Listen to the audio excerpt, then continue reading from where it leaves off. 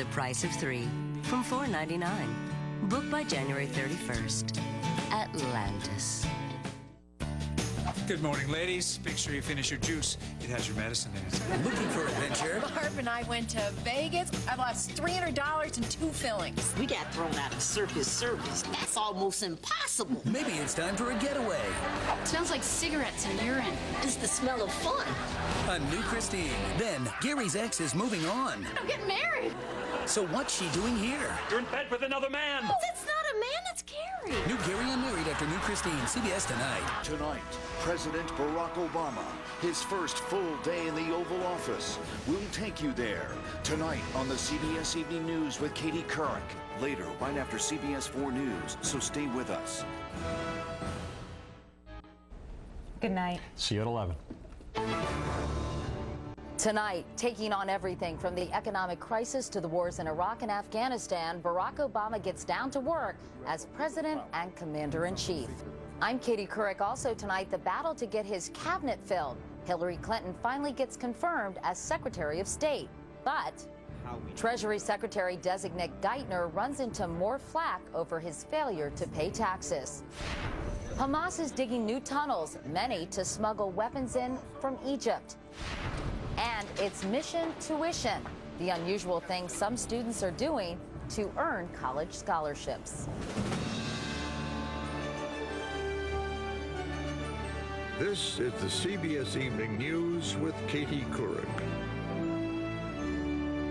And good evening, everyone. After the ceremonies and celebrations of Inauguration Day, President Obama got down to the difficult business of running the country today. His agenda included meetings with economic and military advisors about the financial crisis and the wars, swearing in senior staffers, then freezing the pay of any of them making 6 figures. And tomorrow, another busy day will include issuing an executive order to close the prison at Guantanamo within a year.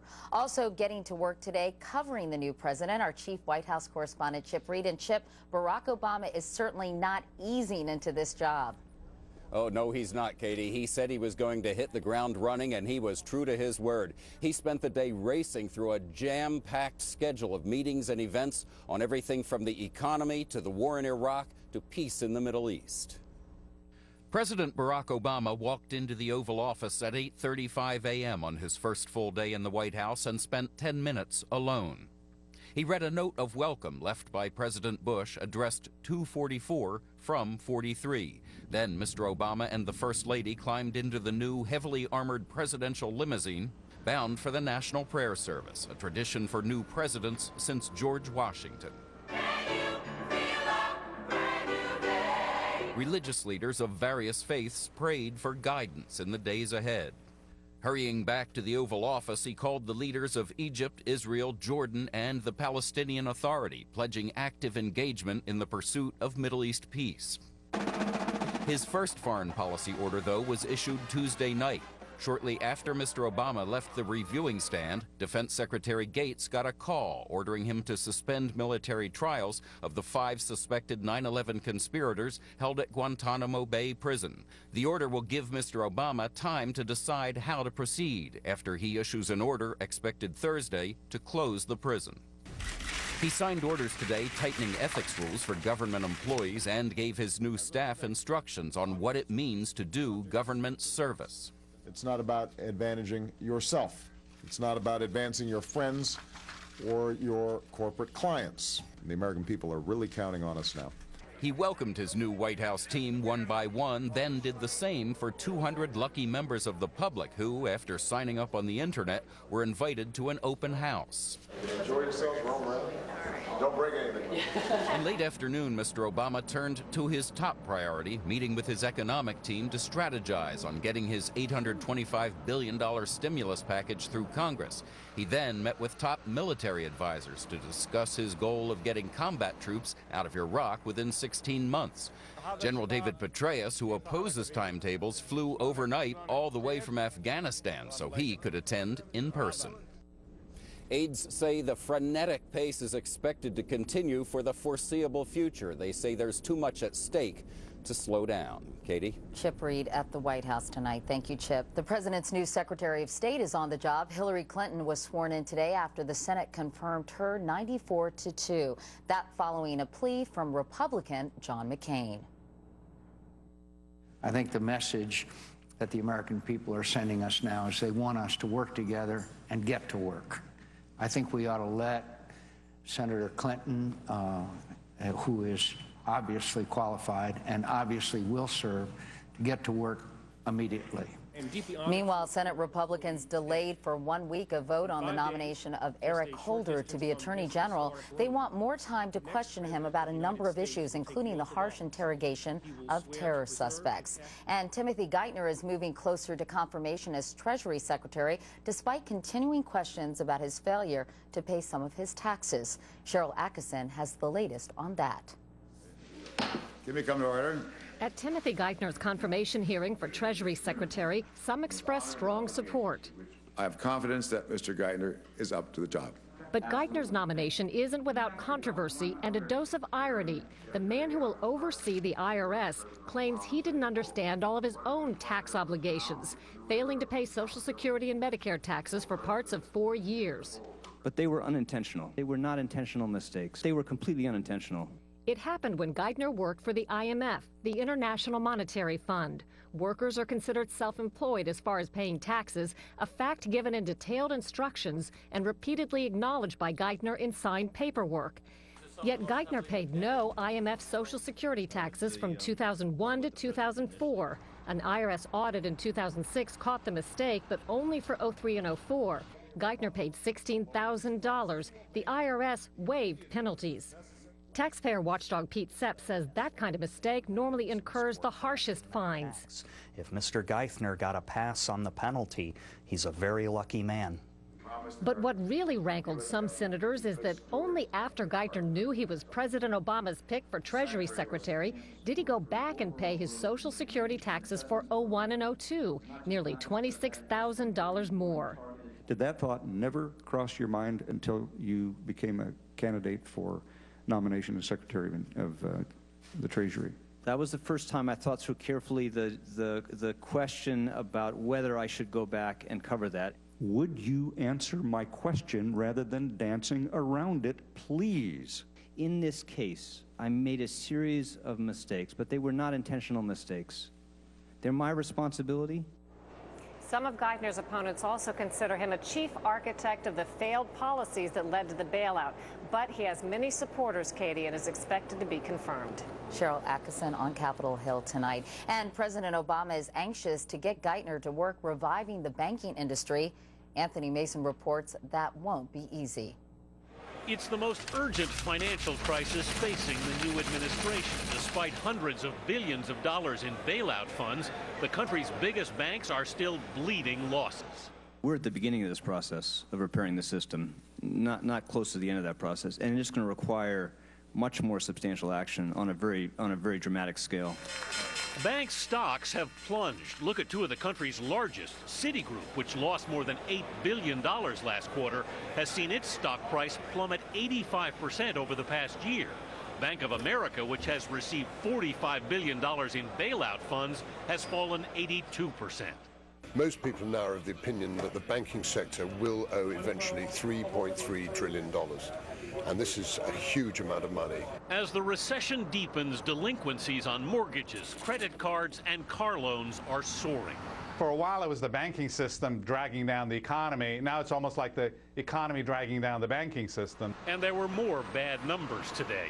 United Airlines announced another 1,000 job cuts, and eBay announced a decline in revenue for the first time this decade. Economists say the Obama administration needs to move quickly to get its massive economic stimulus package passed to stop the downward spiral. Even with the, say, $825 billion fiscal package, we think the unemployment rate will go up to 9.5%. So it's going to get worse before it gets better. President Obama is working on a comprehensive bank rescue package, according to Timothy Geithner. The nominee for Treasury Secretary did not give any specifics, but said it will be unveiled within the next few weeks. Katie? Anthony Mason. Thank you, Anthony. Meanwhile, another dent for the U.S. auto industry. GM has lost the title of world sales leader to Toyota. New figures out today show GM sales last night totaled 8.5 million vehicles. Toyota's nearly 9 million. In other news, there's new concern tonight that Iran may be trying to rearm Hamas. Our David Martin learned exclusively that on Monday, an American Navy ship intercepted an Iranian chartered ship in the Red Sea and found artillery shells on board. The U.S. Navy has now asked Egypt to force the Iranians to pull into port for a more thorough inspection before being allowed to pass through the Suez Canal to the Mediterranean. The fear is that those artillery shells will be smuggled into Gaza. Alan Pizzi is there and reports that Hamas is already digging new smuggling tunnels just hours after the last Israeli forces pulled out. Along the border where Gaza meets Egypt, the clearing up operation is in full swing. But these men aren't rebuilding their homes, they're getting back to business, the tunnel building business. One of the prime objectives of the Israeli assault on Gaza was to destroy the tunnel system Hamas used to smuggle in weapons. Israeli warplanes dropped more than 100 tons of explosives along this mile-long section. The official name of this place is Salah ad-Din's Gate, but everyone knows it as the City of Tunnels. The ground under my feet is honeycombed with them. The Israelis claim to have destroyed as many as 300, but no one knows how many there really are. And new ones are being dug. These men say it will take them from 2 to 4 months to burrow the 500 or so yards to the other side of the Egyptian border. Any chance of the ceasefire lasting depends on Egypt stopping Hamas from smuggling in weapons. Because of an Israeli blockade, however, the tunnels are Gaza's economic lifeline too. Hamas have their own tunnels, stall owner Mohammed Atham says. Most of the others belong to merchants who bring in things for the people. And at the end of each commercial tunnel is an Egyptian businessman who splits the profits from food to clothing, household goods, and electronics. A desperate economy and high profits, coupled with Hamas' stated determination to rearm, means that tunneling will remain big business, even at the risk of more airstrikes. Alan Pizzi, CBS News, Gaza. And coming up next on the CBS Evening News, the growing salmonella scare. More products made with peanuts and peanut butter are being recalled.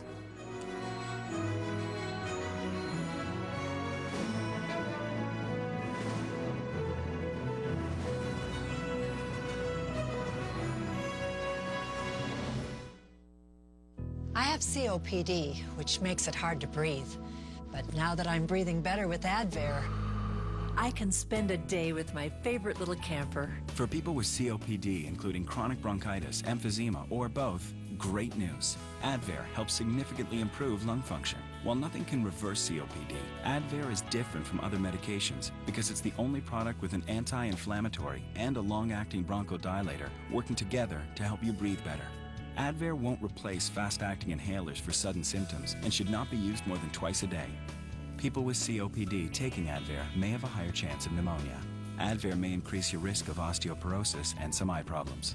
Tell your doctor if you have a heart condition or high blood pressure before taking Advair. I love coming here, Grandma. Me too.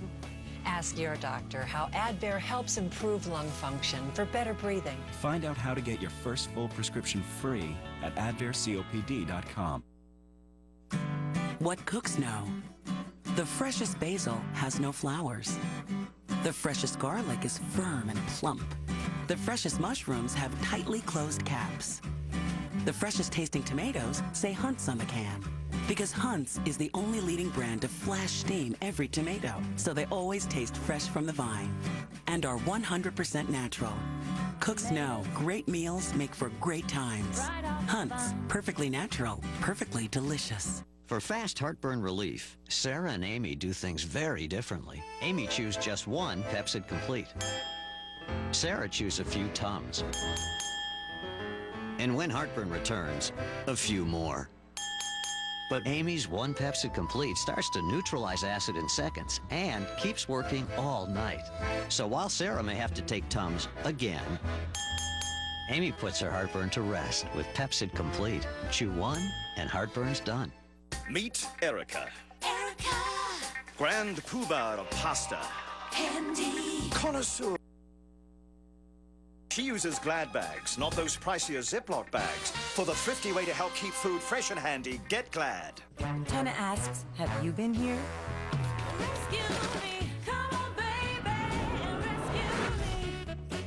Like that's ever gonna happen. Make sure you're protected with Tena Serenity's bladder weakness products. Tena, real protection for real life. Investigators are scouring the country for the source of a salmonella outbreak linked to peanut butter. Cases have been reported in 43 states since September, and 6 people have died. Nearly 500 have gotten sick. Priya David has the latest. I hope I never get that again. Pass it to the quarterback. He's healthy now, but just a few months ago, 7-year-old Christopher Meunier from Vermont was in the hospital fighting for his life. We had absolutely no idea what was going on, never considered salmonella. Neither did the family of 72-year-old Sherry Mae Elmer, but after the Minnesota grandmother died suddenly last month, blood tests showed the salmonella bacteria. It shouldn't have happened. It just shouldn't have happened. Both families have filed suit against the Peanut Corporation of America, the maker of peanut butter and peanut paste, at the center of the nationwide recall. Today, Nutrisystem joined a growing number of companies that have voluntarily recalled over 125 products that may contain contaminated peanuts. Officials say peanut butter in regular jars appears safe. The foods at risk come from industrial-sized peanut butter and the peanut additives used in snack bars, ice cream, and crackers. This is hardly the first time salmonella has sickened and scared people. You may recall last summer the tomato industry was crippled until it turned out the real culprit was jalapeno peppers. This has many wondering who's really making sure our food is safe. For many years at FDA, drug safety had the highest priority. I think that's going to shift. Food safety, that's what's very, very important to the American people. For now, consumers are advised to stay away from eating anything that contains peanuts. Priya David, CBS News, New York. And as you'll recall, Senator Ted Kennedy suffered a seizure yesterday during a luncheon for President Obama. The senator, who's battling brain cancer, had just braved the frigid cold to attend the swearing in. After a night in the hospital, Kennedy was sent home today and is said to be doing well.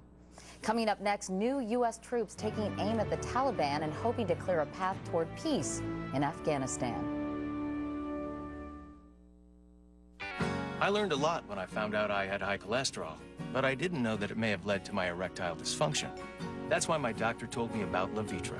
Certain medical conditions, including high blood pressure, diabetes, and high cholesterol, can decrease blood flow, which may lead to ED. That was news to me. My doctor told me Levitra could help. Levitra works by increasing blood flow to help treat ED. Levitra works for me. Maybe it can work for you. Ask your doctor if you are healthy enough for sexual activity. If you have heart problems, are on alpha blocker therapy, or have uncontrolled high blood pressure, talk to your doctor before taking Levitra. Do not take Levitra if you take nitrates for chest pains, as this may cause an unsafe drop in blood pressure. Side effects may include headache, flushing, and stuffy or runny nose. To avoid long-term injury, seek immediate medical help if you experience an erection lasting longer than 4 hours. If you have any sudden decrease or loss of vision or hearing, stop taking Levitra and call your doctor right away. Ask your doctor if Levitra is right for you. Healthful life from Purina Cat Chow. With real chicken, wholesome greens, delicious salmon, and a touch of cranberry and cheese. Finally, it's all come together. Healthful life from Purina Cat Chow. Yes, healthy can be delicious. Rodents are a threat, and in my 16 years as an exterminator, I've seen many homes like this one. So in my home, I'd use Decon baits. It guarantees rodent elimination. That's why I trust Decon. Decon, America's #1 mouse killer. Serious sore throat sufferers know there's nothing stronger than Cepacol to stop sore throat pain seriously fast. I do! In lozenge or spray, Cepacol stops pain fast. I'm Mark Goldston, Chairman and CEO of NetZero. Here's a plan for America's broadband users to save $16 billion a year and $300 individually. Switch to NetZero dial-up at $9.95 per month. Call 1-800-NET-ZERO or go to netzero.com.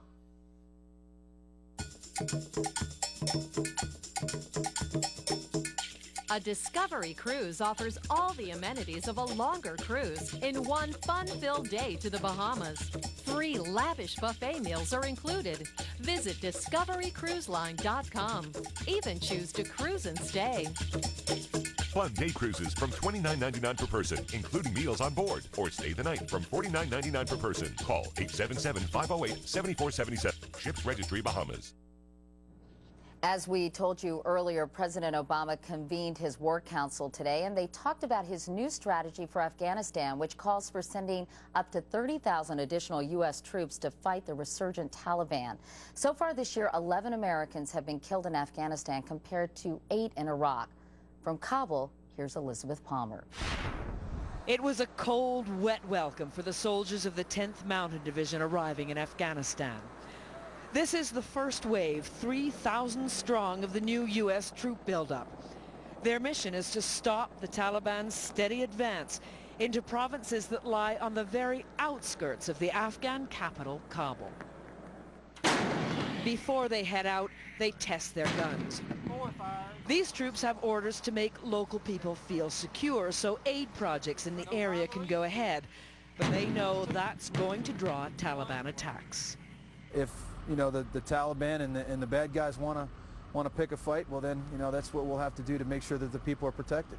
The so-called bad guys have picked plenty of fights already, and they're getting bolder. In June, the Taliban filmed their own ambush of a convoy in Wardak that killed 3 U.S. soldiers. Then in August, after killing 10 NATO paratroopers, they paraded in uniforms stripped from the corpses, as you can see in this exclusive video obtained by CBS News. This is the last police checkpoint on the southern outskirts of Kabul, and it's simply not safe to travel any further. Beyond, the Taliban operate freely, hunting down and killing Afghans who work for the government, aid workers, and foreigners. Sparse police checkpoints in this rugged area are no match for them. They've closed girls' schools in the villages and set up their own Islamic courts. Dr. Rushanak Wardak is the local member of parliament, and she says the Taliban's tyranny is bad, but having more U.S. troops around to fight them will be worse. They will attack on Taliban. Taliban will attack with them. Our security will disturb. There's your 2 max, huh? The newly arrived U.S. soldiers are now bracing for their first battle to convince Afghan civilians that in this case, more war is the cost of a lasting peace. Elizabeth Palmer, CBS News, Kabul. While President Obama faces many challenges abroad, he has a lot on his plate here at home as well. Jeff Greenfield is our senior political correspondent. Jeff, what are the pitfalls, do you think, for his domestic agenda? Just take one. He's staking a lot on the idea that our problems are so serious in the economy and the environment and healthcare that the public and the Congress are ready for radical change. But Congress is filled with people who've been there 35, 40 years with very strong investments in business as usual. And it's not that clear that either the Democrats are willing to abandon notions on Social Security and health care. Republicans, if they even move toward the idea of revenue enhancement, which is what we call tax increases, they'll face perhaps a primary. So there are very strong pressures, counter pressures to the idea of, oh yeah, now we can change our whole way of thinking. But isn't there a lot of public pressure to get things done? Because even Republican Senator Lindsey Graham of South Carolina told me yesterday it might be actually politically popular to come up with solutions and to compromise on some things. Yeah, that's always great in theory until you get to the details. The one way we know that Obama seems to know how tricky this is look at how many people, from the vice president to his chief of staff to so many cabinet members, come from the Congress. He knows that dealing with them and getting them to change fundamental notions is one of the hardest things you can do. And that's just one of the pitfalls he may face. All right, Jeff Greenfield. Jeff, thank you so much. Meanwhile, it may be that the biggest winner on Inauguration Day was J. Crew. Michelle Obama wore the company's gloves to the swearing-in. The outfits worn by daughters Malia and Sasha were specially designed by J. Crew. No, they are not available to the public. President Obama even wore a J. Crew bow tie to the inaugural balls. The company's stock was up 10% today. And coming up next, stick-to-itiveness, how a little creativity can help pay your tuition bills. Tomorrow, a deadly illness, but she had insurance. Why the hospital demanded thousands in cash before even letting her in. Tomorrow on the CBS Evening News. The new CBS.com from CVS Pharmacy is the easiest and most convenient way to manage your prescriptions. Just log on to CVS.com. You can view your prescription history, order refills, and then choose a pickup location. You can also check the status of your prescriptions, and we can remind you when you need your next refill. The new CBS.com from CBS Pharmacy is just another way we're helping you care for yourself and your family. CBS Pharmacy, for all the ways you care. If your auto policy could talk, what would it tell you? Ah, the smell of money. I'm the auto policy that you're paying too much for. You're paying for stuff you don't even need. But hey, you got deep pockets. And what's a few $100s among friends, right? Stop paying too much for your auto policy. Switch to 21st Century Insurance. We cross-check 21 unique personal factors so you can save hundreds on coverage that's just right for you. 21st Century Insurance. Just right, just for you. Don't let surface stains and unhealthy buildup get in the way of your smile. New Crest Pro Health Whitening reduces unhealthy buildup and up to 80% of surface stains. It helps reveal your teeth's natural whiteness, and it protects against these other areas dentists check most. New Crest Pro Health Whitening.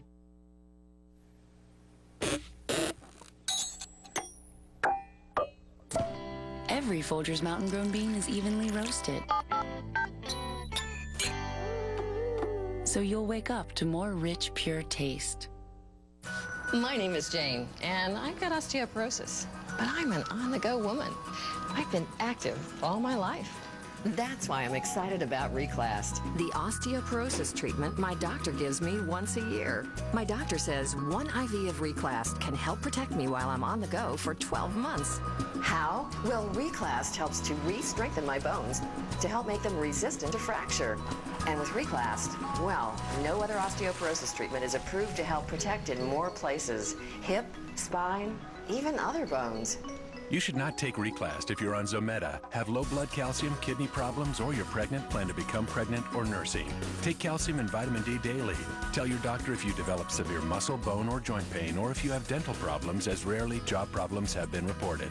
The most common side effects include flu-like symptoms, fever, muscle or joint pain, and headache.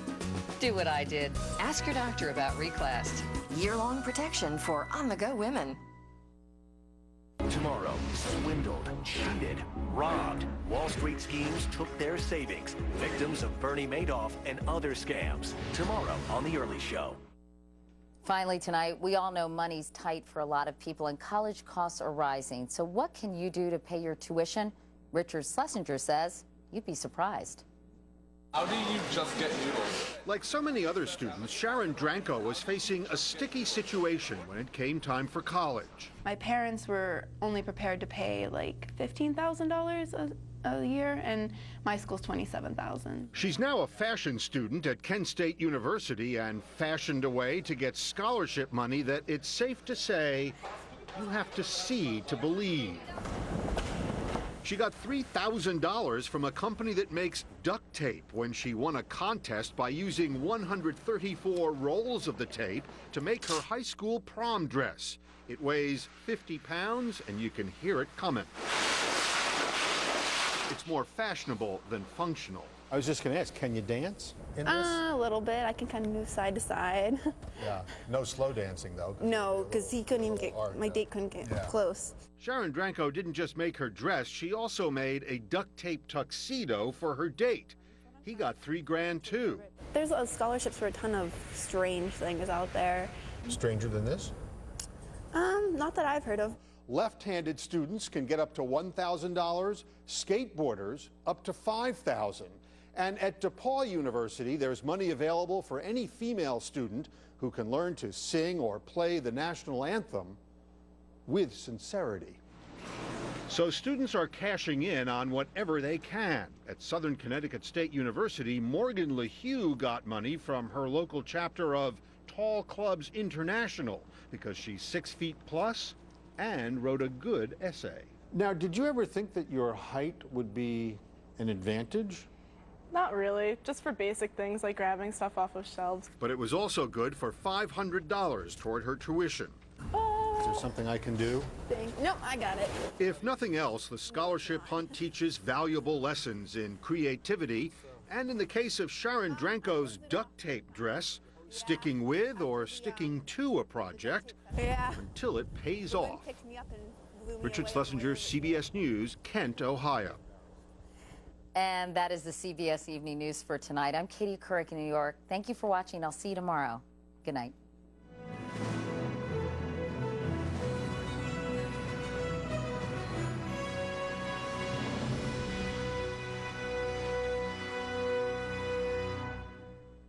Obama, All Access, Barack Obama's Road to the White House, the inspiring moments, exclusive interviews, and never-before-seen 60 Minutes footage. Order your DVD today.